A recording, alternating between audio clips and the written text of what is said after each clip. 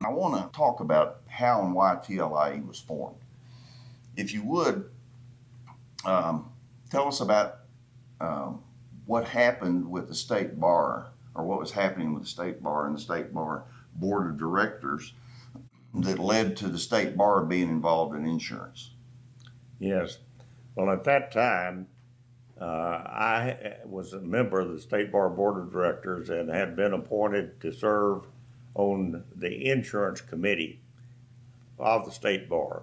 Now, the State Bar at that time sponsored a health insurance program and life insurance, and that was about all.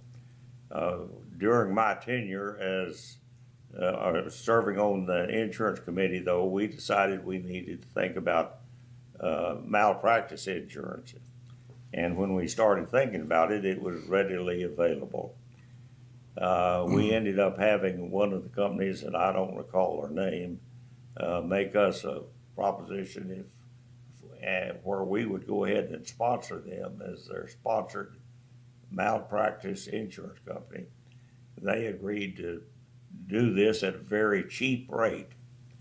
And we thought we had really done a great thing when we made this available at such a cheap rate.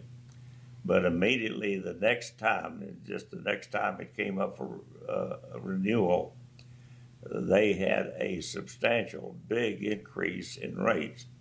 And it irritated us because at that point we realized that they gave us a sucker deal to get a real cheap rate in order to get us, and intending to make the profit later.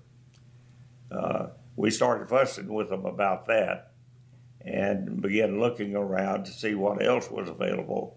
And suddenly we found that not only their rates were high, but everybody else's rates had suddenly gone up substantially. And by the time the second year rolled around after that, we started looking for somebody that might be available who would want to come in and insure Texas lawyers. And to our surprise, we found there were none. As far as we could determine, all of the commercial insurance companies that sold lawyer malpractice insurance had pulled out of Texas, with the exception of one of the companies that insured law firms of 100 or more. These big multi-number law firms could still get insurance only from one company at that time, and their rates went substantially up, but at least they had it available.